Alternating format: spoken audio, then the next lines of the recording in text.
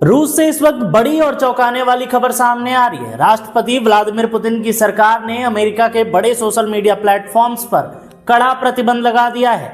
रूस में अब व्हाट्सएप, फेसबुक, यूट्यूब और इंस्टाग्राम जैसे लोकप्रिय अमेरिकी ऐप्स को पूरी तरह से बंद कर दिया गया है।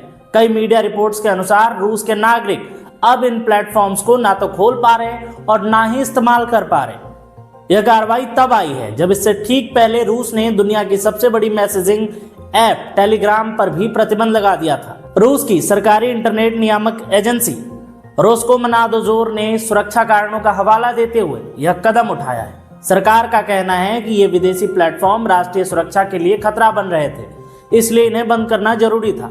सिर्फ सोशल मीडिया ही नहीं बल्कि अंतर्राष्ट्रीय मीडिया संस्थानों पर भी रोक लगा दिया गया है। उनकी वेबसाइटों पर भी पूरी तरह से रोक लगा दिया गया है, जिनमें BBC, Deutsche Welle, radio free Europe, radio liberty जैसी बड़ी मीडिया कंपनियां शामिल हैं। इसके साथ ही टॉर ब्राउजर को भी ब्लॉक कर दिया गया है, जिसका इस्तेमाल लोग अपनी पहचान छुपाकर इंटरनेट इस्तेमाल करने के लिए करते थे। रूस ने अब देश में इंटरनेट सेवा देने वाली सभी कंपनियों के लिए राष्ट्रीय डीएनएस सिस्टम का इस्तेमाल अनिवार्य कर दिया है। यह सिस्टम पूरी तरह से सरकारी एजेंसी रोस्कोमनादोजोर के नियंत्रण में है और इसे सोनेर इंटरनेट कानून के तहत लागू किया जा रहा है। इसका मतलब है कि अब रूसी सरकार तय करेगी कि नागरिक कौन सी वेबसाइट देख सकते हैं और कौन सी नहीं।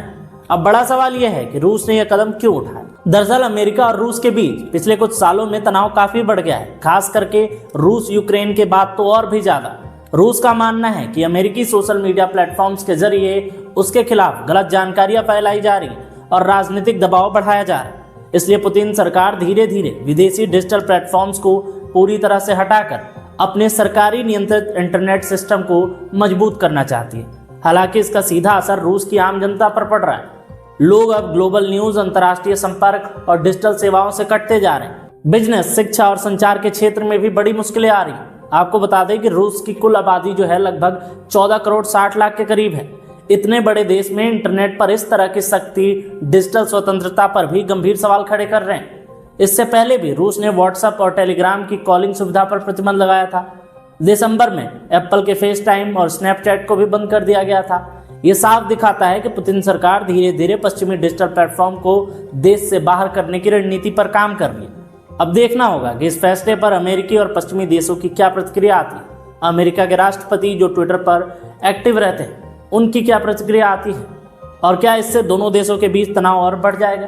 क्या रूस और अमेरिका फिर से जंग की ओर बढ़ रहे हैं या दोनों देशों के बीच अब जो रिश्तों की खाई होगी वो और ज़्यादा बढ़ जाएगी?